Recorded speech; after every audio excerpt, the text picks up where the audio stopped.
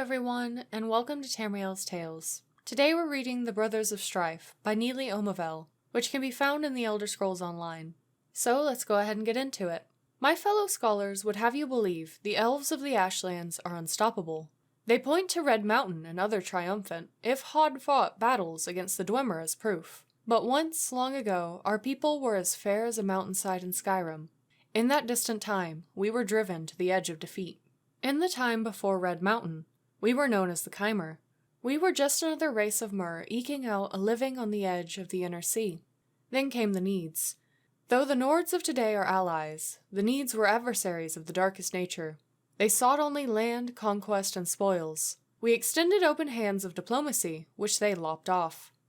Any elf in the Horde's path was fair game, man, woman, or child. The greatest generals of the age were brothers, Balreth and Sedal. They led armies of willing warriors against the Horde. At first, this was an attempt to drive them from the Ash. As the war went on, their actions turned purely to defense and redirection. If a force of Kymer could spend their blood allowing a village to evacuate, then that was blood well spent. The Needs, after a few short years, controlled most of what we now call Stonefalls. The Kymer armies were cut off from the Inner Sea and reinforcements from Vardenfell. The brothers retreated again and again until finally, they were left with a small elite force of sorcerers and troops. This force then took shelter in an ancient Daedric ruin. What happened at that ruin has been lost to time, but the massive statues that now mark the site endure as a mute testament. The death of the Kymer generals ended the war, but at what cost? At this ruin, the so-called Brothers of Strife were born.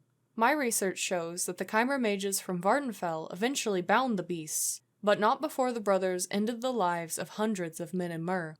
One of the darkest chapters in our people's history followed. The unstoppable beasts made the ash run red with blood, Kymer and Need alike. We can only speculate what brought the brothers to Nirn. Perhaps a Daedric prince summoned them to that ruin. Maybe it was Sheogorath having a laugh, or a grim survival test from Boethia. When the two beasts were finally bound into the twin spires of Stonefalls, they went to their rest with the blood of history staining their claws.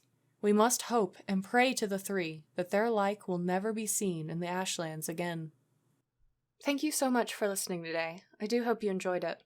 If you'd like to support this podcast, maybe consider supporting my Ko-fi, Patreon, or Throne, all of which can be found by searching Tamriel with the extra LE at the end.